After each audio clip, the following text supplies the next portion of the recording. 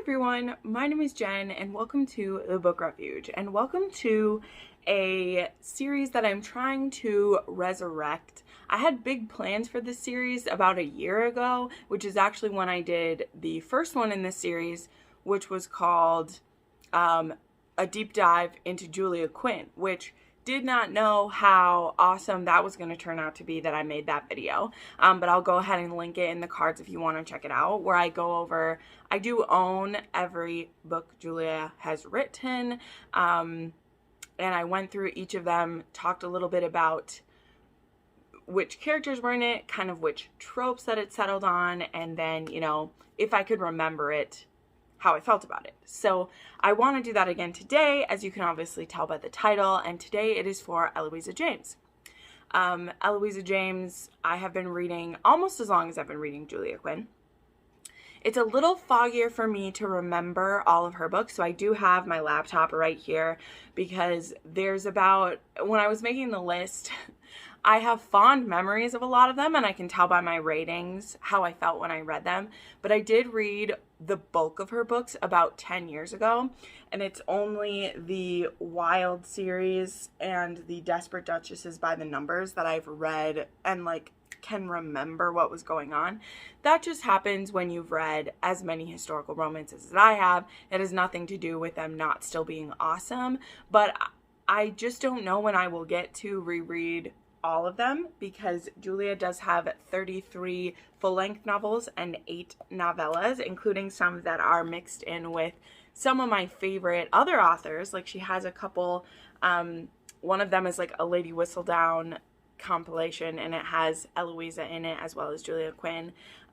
There is this little duology that they did together with some other authors as well. I won't be talking about those, just like I haven't in my other videos. I've done one historical for Julia Quinn and one contemporary one for T.L. Swan. I plan to continue this series as I have authors that I've read the bulk of their works. One that I have the dream of doing is Lorraine Heath. Don't know when I'll get there. Really want to do that. Another that I'm planning to do soonish is Tessa Dare. There's a few of hers that I still need to read. But these are authors that I really want to do deep dives on them, because they're authors that I've loved the bulk of their work.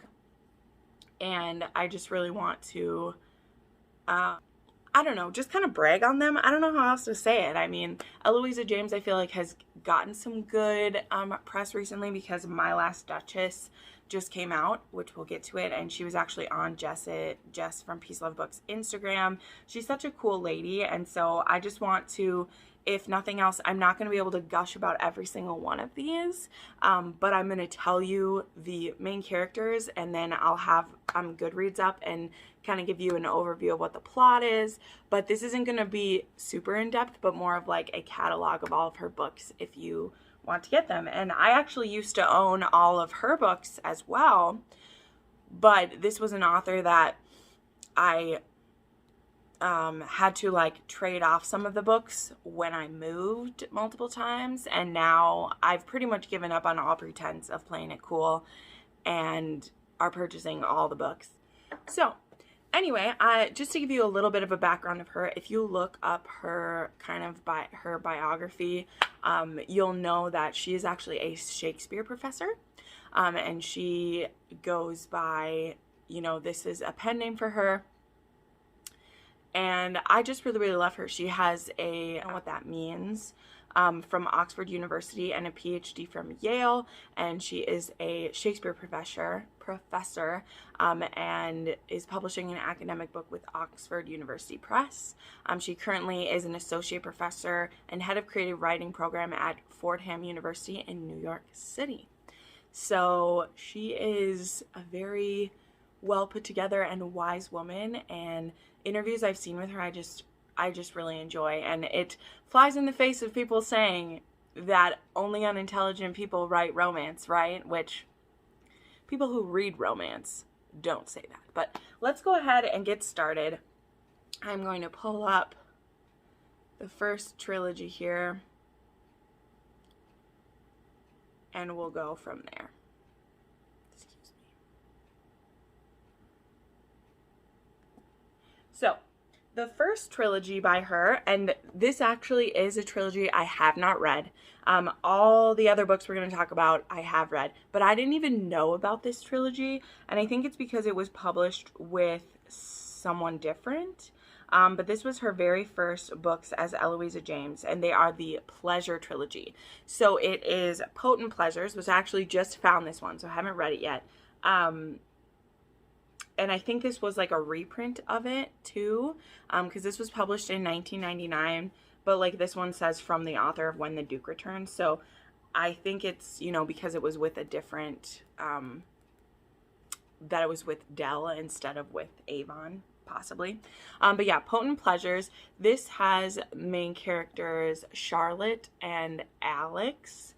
And from what I see about this, this is, it's a like garden party where it's a masquerade ball, and she falls for someone who seems to be a footman. But then it turns out he is not a footman, but he's actually one of the most notorious rogues in London society. And she is drawn into his power. It says his luscious power, and her indiscretion with him might cause her some drama. So this is Potent Pleasures. Have not read this one yet, so that's why my explanation can be a little clunky when I haven't read the book yet. So then the next book in that series is Midnight Pleasures, and this one is about Sophie and Patrick. And so this one, it takes place during Regency period, and Sophie has many suitors, and when she gets a offering of marriage from Patrick, who is an earl, she rejects him because she thinks that he is a rogue and doesn't want to marry him. But then he goes in disguise and scales a ladder to retrieve her, which I guess she has become engaged to his best friend, who it says who's a bit dull. That seems an interesting choice of words to explain someone, but we'll get to that later on. And then she ends up married to this guy instead of the one she's supposed to be because she gets caught with him. So that's a thing. That sounds... I like Midnight Pleasures. I like the name of that. Then the third and last book in this trilogy, again, I'm sorry, this is the only one of the trilogies I haven't read, so I don't have like a, you know, as expansive as will be about some of the other ones here. But this one is about Gabby and Quill. I really like that name. So this one, I guess, is about Gabrielle Jerringham, and she's a portrait of her betrothed, who is the perfect Peter Doolin, until she meets his older brother, Quill. But she's promised to Peter, but she ends up falling for Quill instead. And so when she has kind of a dress faux pas, Peter is embarrassed and doesn't stand up for her, where Quill kind of steps in and plays her hero. And so she really starts to fall for Quill instead. So that is the first trilogy by her.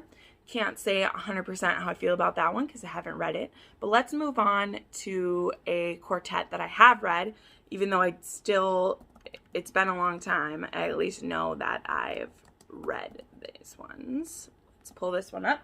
And I'm slowly recollecting these ones, and I actually have the first three here that I found recently, so this will be fun. And these ones have step backs, so we can look at those.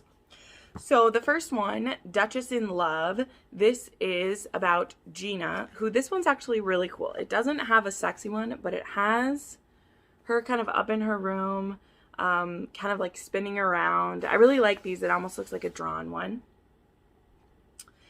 So Eloisa does a trope that I really, really like, and she's done it in quite a few books. So this is something you'll see come up a lot. Because these are all people that are like already duchesses, a lot of these are second chance romances, like with your spouse, which is a trope that I love. So this one is about Gina, and so she was forced to marry the Duke of Girton, who is Camden, and he kind of married her and then promptly fled the continent, and he never consummated the marriage with her. So I love it. I love it. We got a married virgin. They've been married for a long time, and he didn't consummate the wedding with her, and he ran away. So now he's finally coming back, and he's discovered that his bride is the toast of the ton, and everyone loves her, and he's the only one who doesn't know anything about her. And so they have to connect probably for the first time, because it sounds like it was a marriage of convenience and not one of love. So that is the first one in the Duchess Quartet.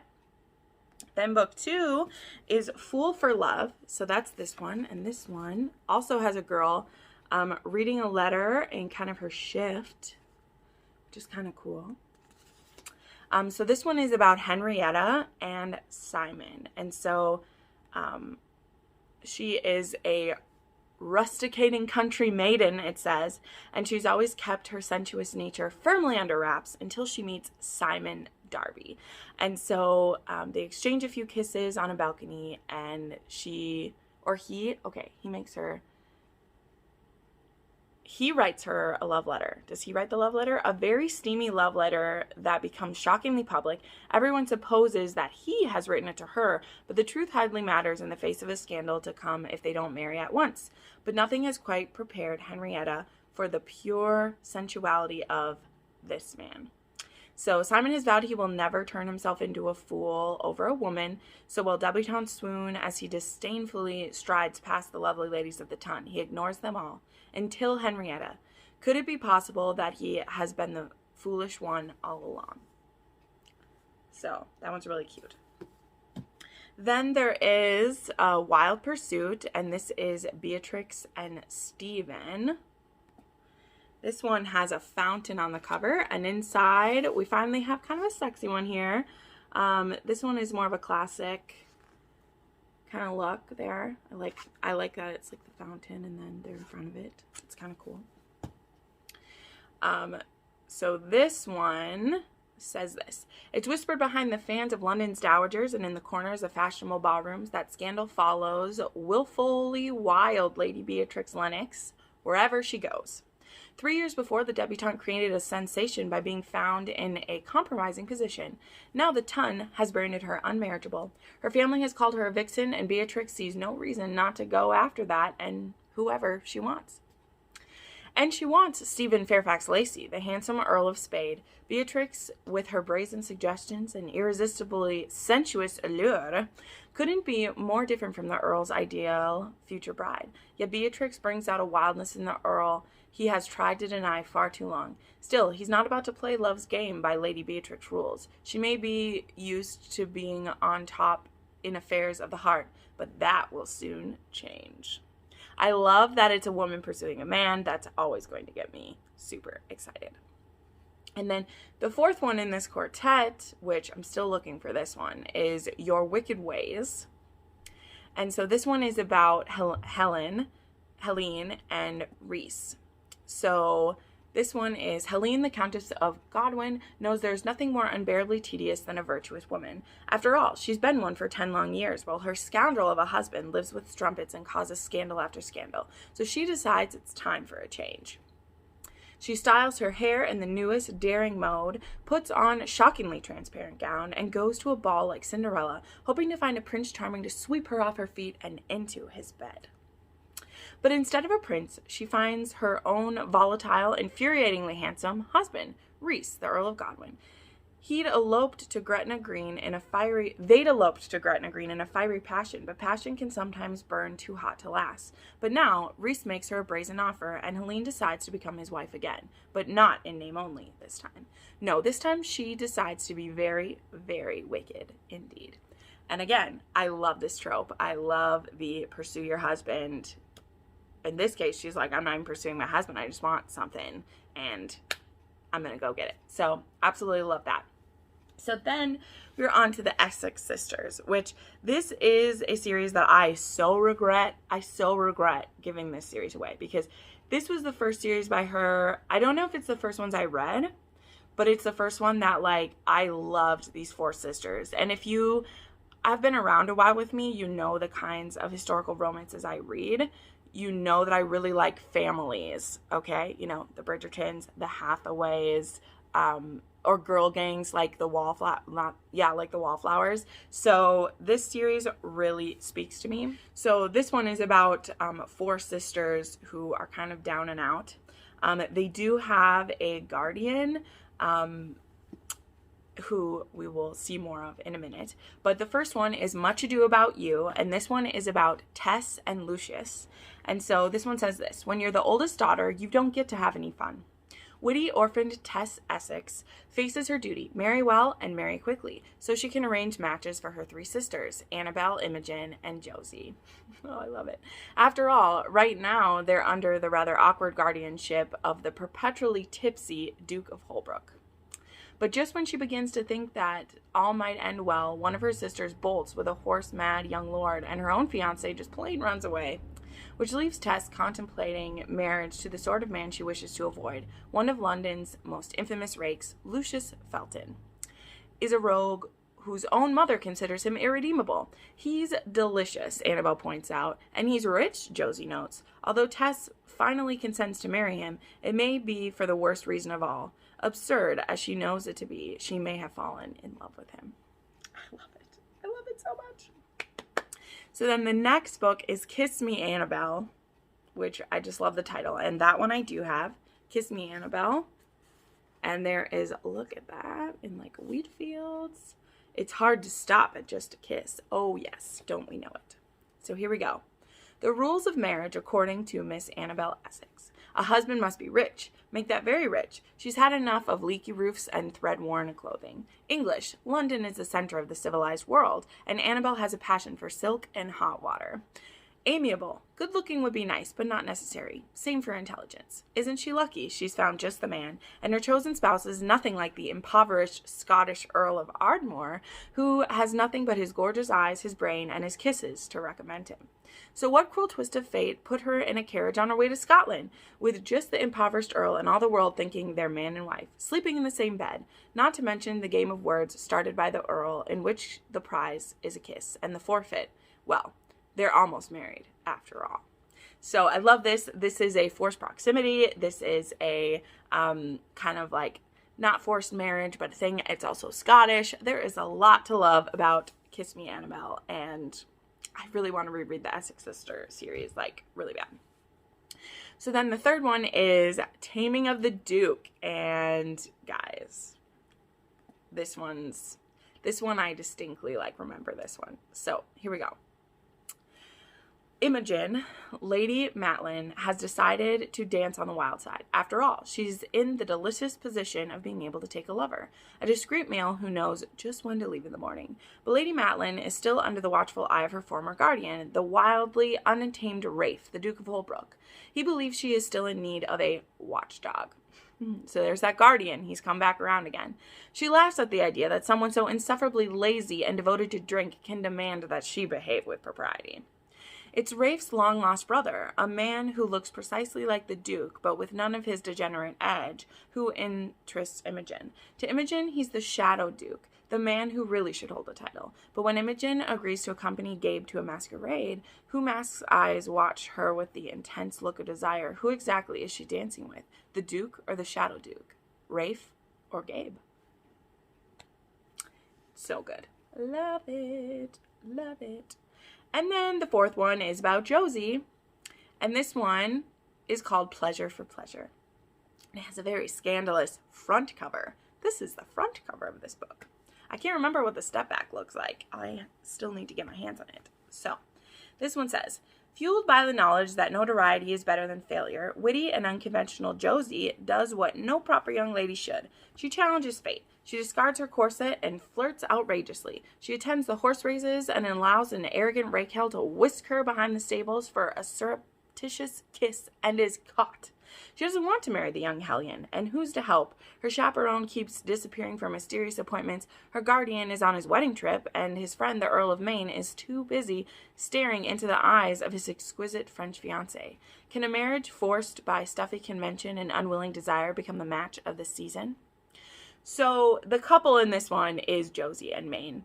BT dubs. So, take that for what you will.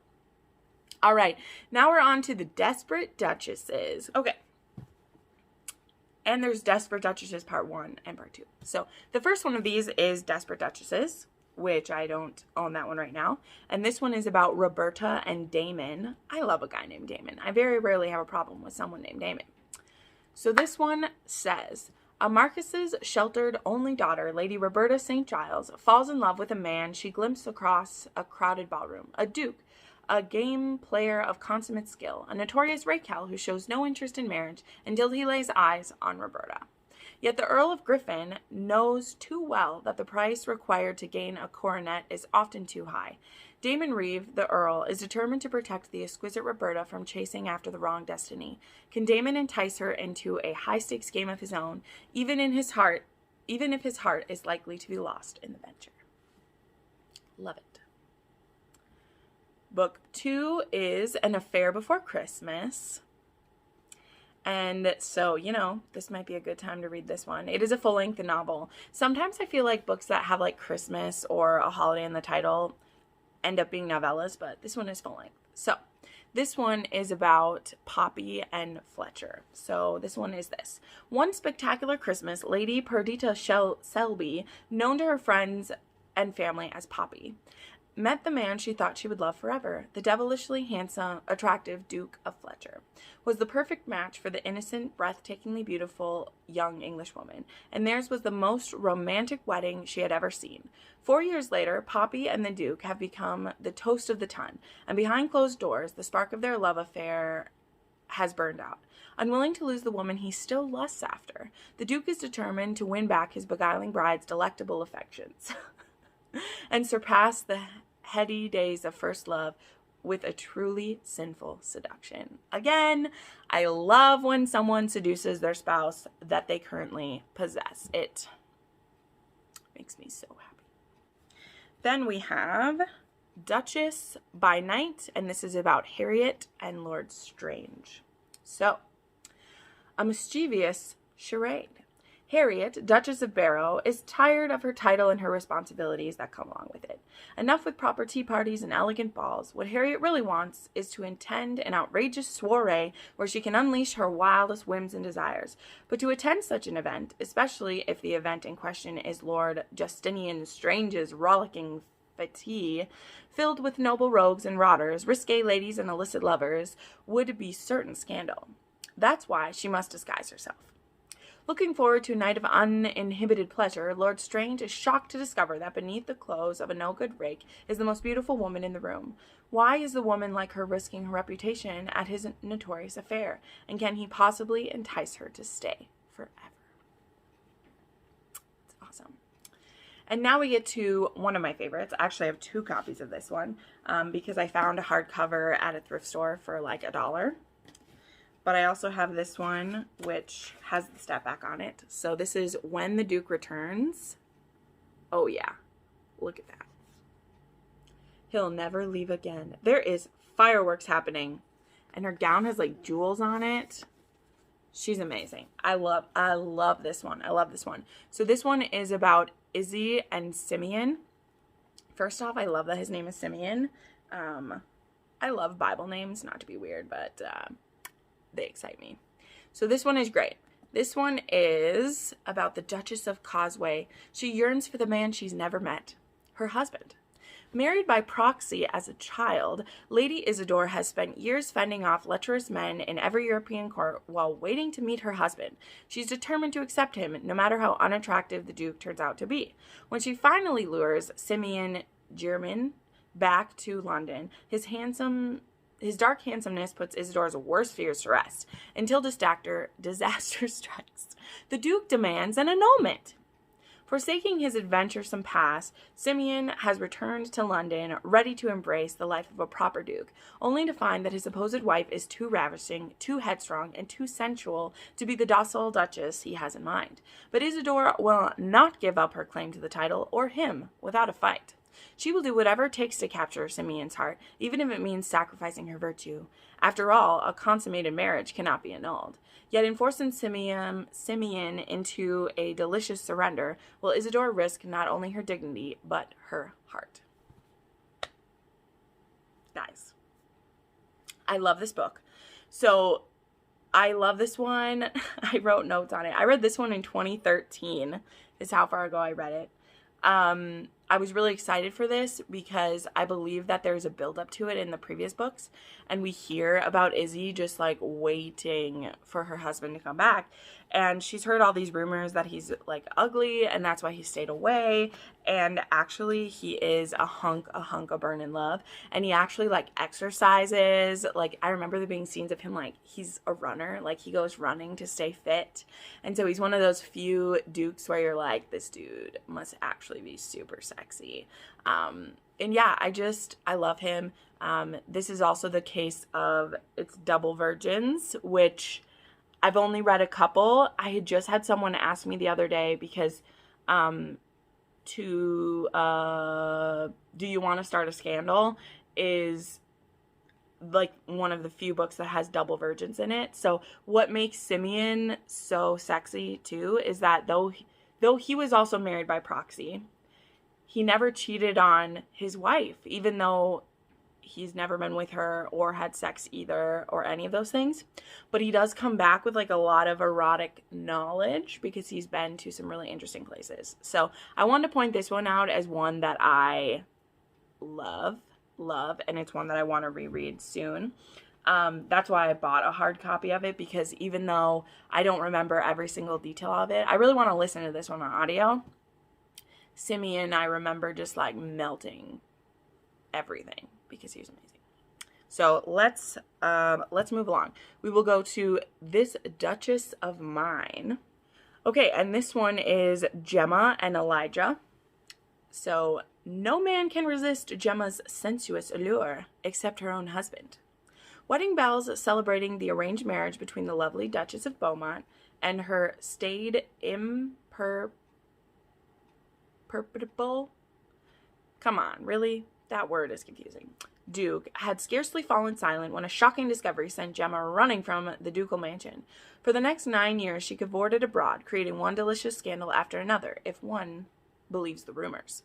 Elijah, Duke of Beaumont, did believe the rumors, but the handsome Duke needs an heir, and so he summons his seductive wife home. Gemma laughs at Elijah's cool eyes and icy heart, but to her secret shock, she doesn't share his feelings. In fact, she wants the impossible, her husband's heart at her feet.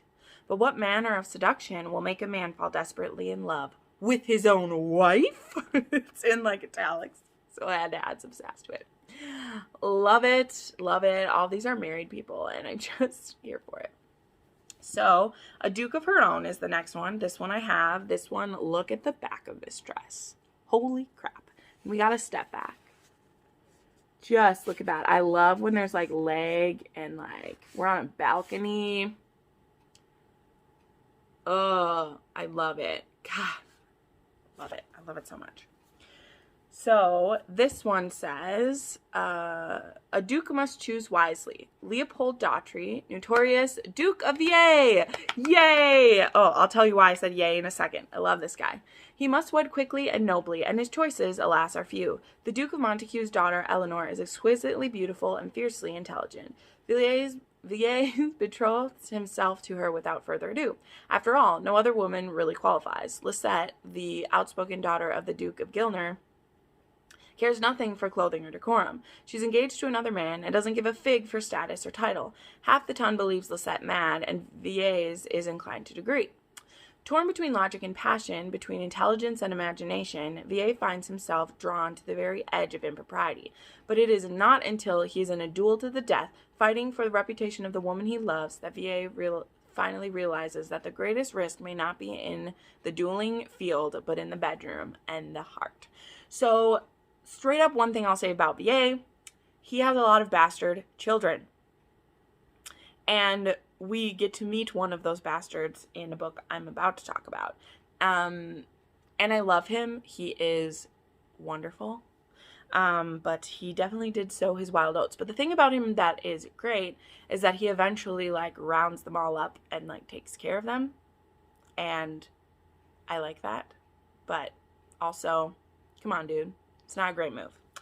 So he's a reformer. So then a book that I want to bring up. Now, this one technically will be said as a standalone, but it does connect like there are character crossover between this and some of the other series, so I wanted to mention it, and that is My American Duchess. And this one is about Mary and Trent. And so I loved this book. I read this year. And this book about Mary and Trent, we have this American heiress who has kind of had a runaway bride situation from 2 previous engagements. And so she gets engaged to the Duke of Trent's younger brother, and she's determined to make this one stick. She's like, this is the dude that I'm marrying, full stop, no change. This is my man. This is what's happening. And then she meets his brother, right? She doesn't know it's his brother, but she meets his brother right before her betrothal is about to be announced. And they have this instant chemistry. And then she finds out that she has to see this guy all the time because he is the older brother of her betrothed. And so it immediately becomes clear that she said yes to the Duke's younger brother just a little too quickly. And he's actually someone who, he's very hateful towards his older brother. And so he's always trying to one-up him and everything. And they're, how the right people end up together in this book, I won't spoil for you, but it was like my jaw dropped because you know there's going to be an HEA because promise of a romance. But I was like, Eloisa, how are we going to get to this? How are we going to get there? And then it was great. There's also pets in this one, and it's great. I absolutely love it. Okay. Moving on to the fairy tale. Actually, no, I lied. Let's do the Desperate Duchesses by the numbers first because that only makes sense since it's like spin-off from that one. So let me go ahead and do that. So I actually read a couple of these just fairly recently, so it won't be too hard to talk about these.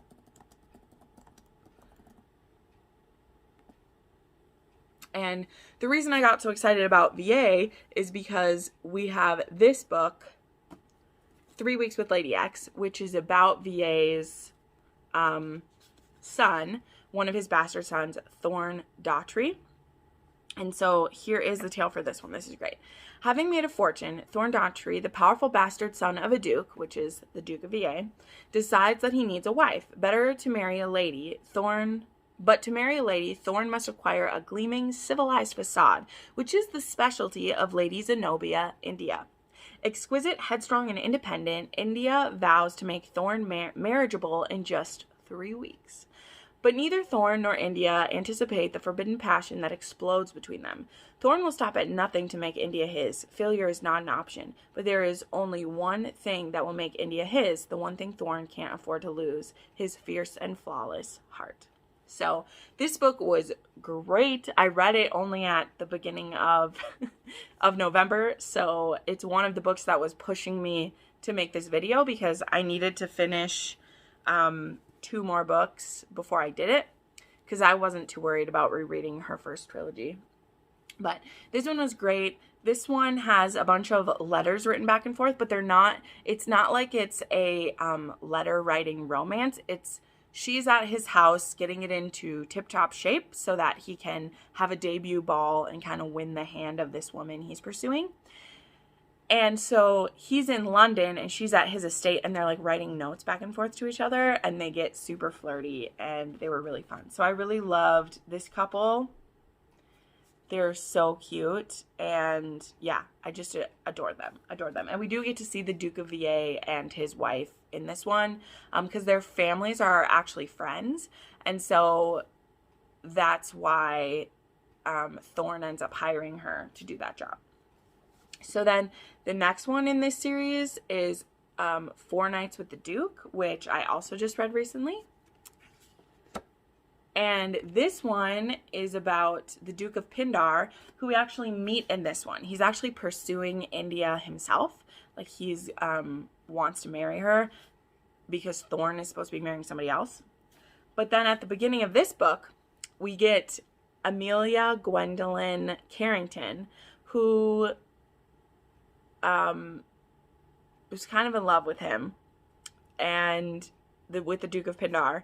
But there's a problem. So Vander, his mother, and Amelia's father, they had an affair, a long-standing affair, because the Duke's dad is insane, and he's been in and out of an asylum for many years, and so his mother was in a long-standing affair with her father.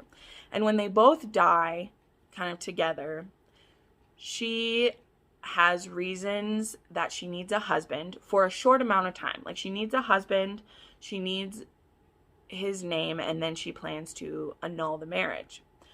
But Vander is like, what? Like, I want to be married to you, even though he's pretending to be too good for it. And so it ends up again being the thing where, like, he needs to pursue his wife. And there's some miscommunications in this book that were really frustrating, but on the whole, I really enjoyed this one because the thing that Mia is trying to do is amazing. She's also, I believe, an author. So that was something that was a little annoying. We actually read this as a group book in October. Or no, November. Was it for November? I can't remember. I think we read this one for November. And it's really annoying at the beginning of each book because she's like planning out the books. And I'm not a huge fan of there being headings at the beginning of every chapter.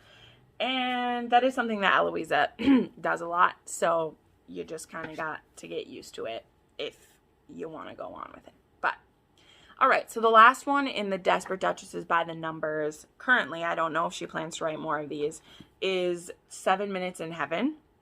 So this one has a step back, but it doesn't have people on it. It's just that. And so this one is actually about a governess. So this one is witty and elusive Eugenia Snow has all society begging for one of her premier governesses, except the powerful Edward Reeve, who bursts into her office with his arrogant demands. No question that Eugenia enjoys crossing wits with the brilliant inventor, but Ward wants far more than a governess. He wants Eugenia, and he'll stop at nothing to have her, including kidnapping. Will Eugenia lose her heart in the most reckless gamble of her life, or will she discover the sweetest pleasure she's ever known? All it will take is 7 minutes. So what happens is that he convinces her that she has to be the governess until she can find someone suitable for his wards. But it's fantastic. Like, and I believe that he's also a bastard son of VA. Well, it says he's a bastard son of an earl. So I can't quite remember. So that might not be VA. But we know that you see an overlapping characters in this too. So there was this one. I love it. It's a Guardian. It's also a governess book. Really, really enjoyed it. Okay, now we'll do the fairy tales. What is the first one? I love whenever a historical author does fairy tale retellings. I love it so much. It's my favorite. And she did this series with 5 books in it. It also had 2 novellas in this series. So know that. So the first one is A Kiss at Midnight. I need to find this one again. But this is about Kate Daughtry, who doesn't believe in fairy tales or happily ever after. This is obviously a Cinderella retelling. Forced by her stepmother to attend a ball, Kate meets a prince and decides he's anything but charming. A clash of wits and wills ensues, but they both know their irresistible attraction will lead nowhere. For Gabriel is promised to another woman, a princess whose hand in marriage will fulfill his ruthless ambitions. Gabriel likes his fiancée, which is a welcome turn of events, but he doesn't love her. Obviously, he should be wooing his bride-to-be, not the witty, impoverished beauty who refuses to fawn over him. Godmothers and glass slippers notwithstanding, this is one fairy tale in which destiny conspires to destroy any chance that Kate and Gabriel might have at a happily ever after. Unless a prince throws away everything that makes him noble, unless a dowry of an unruly heart trumps a fortune, unless one kiss at the stroke of midnight changes everything. So, that's a Cinderella retelling. Then, there is When Beauty Tames the Beast, and this is about Lynette and Pierce. So, Miss Lynette Barry Thrain is a beauty. Naturally, she's betrothed to a beast. Pierce Yelverston, Earl of Merton, lives in a castle in Wales where, it is rumored, his bad temper flays everyone he crosses. And rumor also has it that a wound has left the Earl immune to the charms of any woman. Lynette is not just any woman. She is more than a lovely She is more than merely lovely. Her wit and charm brought a prince to his knees. She estimates the Earl will fall madly in love in just 2 weeks. Yet Lynette has no idea of the danger posed to her own heart by a man who may never love her in return. If she decides to be very wicked indeed, what price will she pay for taming his wild heart? This one has a great cover on it. All right, then we get to my favorite. This is, so far, because Eloise is still writing books, this is my favorite book of hers. So we've reached it. We're here. And that is The Duke Is Mine. And this is a Princess and the Pea retelling. Oh, my Christmas. But this book is so good. I wonder if I wrote a review for it. Like, yeah. I just said my favorite in the series today. Just a lovely story. That's so cute. I didn't even have anything to say, but I know that I love it. All right, so this one says, destiny will be decided between the sheets in this all-new retelling of The Princess and the Pea. For Olivia Lytton, betrothal to the Duke of Canterwick, hardly a Prince Charming, feels more like a curse than a happily ever after. At least his noble status will help her sister Georgiana secure an engagement with the brooding, handsome Tarquin, Duke of Sconce. A perfect match for her in every way. Every way but one. Tarquin has fallen in love with Olivia. Quinn never puts passion before reason, and reason says that Georgina is his ideal bride, but the sensual, fiery, strong-willed Olivia ignites an unknown longing in him, a desire they are both powerless to resist. When a scandalous affair begins, they risk losing everything. Olivia's engagement, her sister's friendship, and their own fragile love. Only one thing can save them, and it awaits in the bedroom, where a magnificent mattress holds life-changing answers to the greatest romantic riddle of all.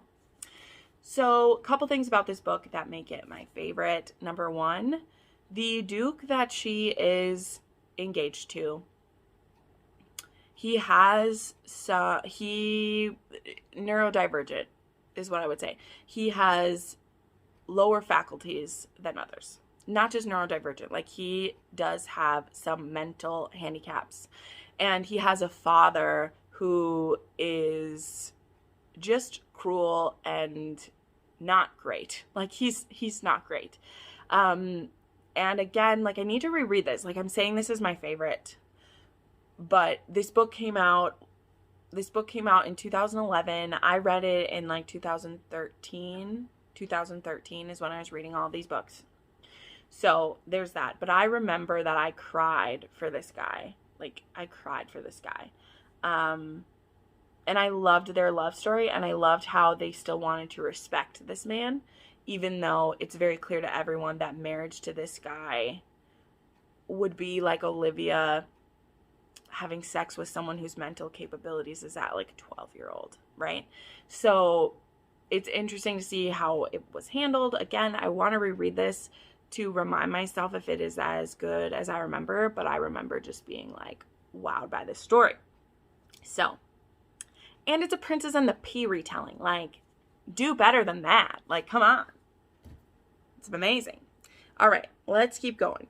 Because this video, you had to know this would be long. Going through 33 books written by an author that I love isn't going to be slow. So this one I also did love. This is The Ugly Duchess. Yes.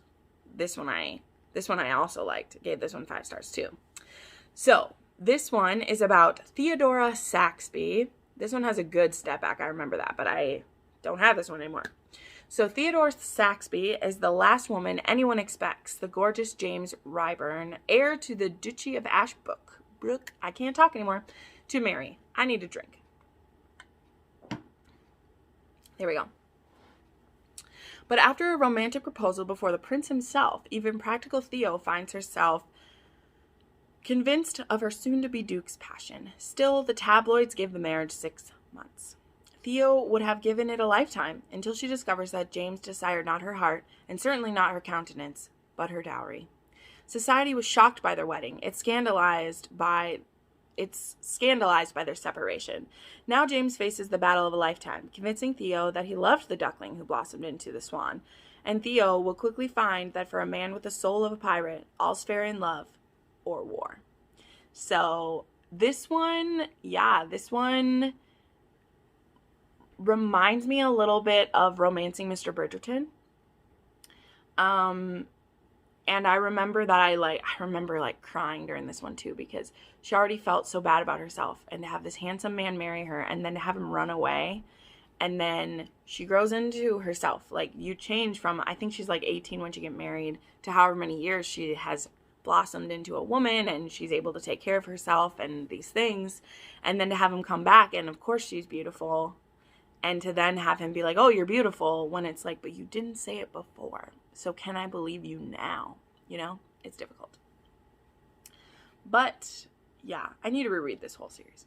So then the final full-length book in this one is Once Upon a Tower, which is obviously Rapunzel retelling. And this one says, to win her love, as the extremely wealthy Laird Gawain Stratton, Duke of Kingcross, so those are my Scottish buzzwords, thank you so much. The only problem is they are all English, and Gawain is not so certain they are suitable. He's accustomed to the hard-working lasses from his highlands, and not these dainty noblewomen who spend their days drinking tea or some other such nonsense. But then he makes the acquaintance of Lady Edith Gilchrist. Utterly bewitched by the emerald-eyed beauty with lush golden locks, he knows he must have her. He must free her from her tower. Edie had the misfortune of being dreadfully ill at her debut ball, and barely remembers what Gawain looks like. Even worse, she accepted his proposal the following day. Edie's only true passion is playing music, until Gawain writes a scandalous letter and stirs more irresistible desire. Yet when they marry, Edie realizes her husband needs a lesson and locks herself in a tower. Somehow Gawain must find a way to enter the tower and convince his new bride that she belongs in his arms. So I don't remember how that one worked out. What did I rate this? I gave it 4 stars, and I didn't say anything about it. But that premise has me interested. I love stuff. I love that so many of these are like, earn your wife. They make me so happy. I love it. All right. We have reached the grand finale. It is time to talk about the Wilds of Window Castle, of which I actually own the entire series, and I love them so much, and we will go through them. But I'm going to start with the prequel, even though that's the newest one that came out, because now, you lucky duck, you can start with the prequel, and you can read that one first. And I know some people say, like, you should read the prequel in the place that it fits in the series that the author wrote it, but also, having read this, and having read all the rest of the books, you could read this first. I have official information for you. So this book is not as big as it looks either, because there is a little fairy tale in the back. So it's actually this big. And the writing is quite big too. But this is My Last Duchess. And this is the story of Ophelia and Hugo. And Hugo has 8 children with 2 women and 1 adopted ward who he calls his son. Anyway, because screw society, it's his son and he loves him. And Hugo needs a new wife. He lost one to death.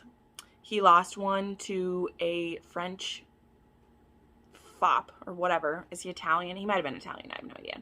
So he lost one to divorce, and now he's looking for his last one. And he meets Ophelia at a ball, and he sees her across the room, and he's like, you're mine. Like, I want you. And Eloisa has said herself in an interview that she wanted it to feel like a fated mate situation, that, like, he saw her and was like, you're it for me, right? And I love that. And Ophelia's like, dude, I don't need to marry anyone. Like, I am independent as it is. It's just me and my daughter, and that's all that I want right now. But then he keeps pursuing her, and she meets all of his children, and she really likes his children. Some of them are a little bit crazy, and, you know, they're going to fall in love. So, there's this. Then, there's the children. So, let's go. So, the first one is Wild in Love. And look at this sexy beast here. And all of these step backs, the fronts always have one person, and then the step back will have both. There's these cute laughing people. And okay, so this one is about Alaric Wilde. And he's the son of the Duke of Window. And he's the most celebrated man in England, revered for his dangerous adventures and rakish good looks. Arriving home after years abroad, he has no idea of his own celebrity. So he's been sending back manuscripts of his adventures, and they've been turned into these books, which have been turned into plays. And he just comes back to this crazy amount of fame. Just crazy amount of fame. So there's literally screaming mobs of women who want him. And there's like, not erotic, but literally like little posters that people have painted, and they're obsessed with him. So he's he's not only famous, but he's notorious, and he encounters the very private, very witty Miss Willa Finch. Willa presents the facade of a serene young lady to the world. Her love of books and bawdy jokes is purely for the delight of her intimate friends. She wants nothing to do with a man whose private life is splashed everywhere. You know, so this one is cool because it's kind of as close to like a rock star vibe as you can get in a historical. We were talking about that on my historical live stream with my friend Bree the other day, and we talked about tropes that don't translate well, and one of them was like rock star, but Alaric is kind of like a rock star. He kind of is. So Alaric has never met a woman he wanted for his own until he meets Willa. He's never lost a battle, yet a spirited woman like Willa isn't going to make it easy. And this is the first book in the new series. These books are all very charming, very fun. I feel like this series is the most fun of all of hers, because some of the other ones, they're still funny because she writes good wit, but they have more serious themes tacked on. And of course there's some of that too, but this one's fabulous. This one, oh my god, I love the step back so much. So this is the Too Wild to Wed. And look at this. Just look at her. Look at how beautiful she is. Gosh, this one is about Diana and North. And so at the end of the first book, Diana, who is engaged to North, runs away without a reason. And this is what it says. The handsome, rakish heir to the dukedom, Lord Roland Northbridge Wilde, known to his friends as North, left England 2 years ago after being jilted by Miss Diana Belgrave. He returns from the war to find that his notorious, polite society has ruled him too wild to wed. Diana never meant to tarnish North's reputation or his heart, but in her rush to save a helpless child, there was no time to consider the consequences of working as a governess at Lindau Castle. Now everyone has drawn the worst conclusions about the father, and Diana is left with bittersweet regret. When North makes it clear that he still wants her for his own, scandal or no, Diana has to fight to keep from losing her heart to the man whom she still has no intention of marrying. Yet North is returning a hardened warrior, and there is no battle he's more determined to win. He wants Diana, and he's willing to risk everything to call her his own. Oh, this one's so good. North just... he makes me swoon. He makes me swoon so much. I love him. So definitely read that one. Then we have this one, and I'll tell you the story that Eloisa told about her brother-in-law. I'm like gonna cry a little bit. Sorry. She told the story that her brother-in-law inspired her to be brave enough to write this book because it is about a mixed race hero. And so this one is Born to be Wild. Beautiful in the rain. Oh my god. I love it. And this is about Lavinia and Parth. Okay. For beautiful, witty Lavinia Gray, there's only one thing worse than having to ask the appalling Parth Sterling to marry her: being turned down by him.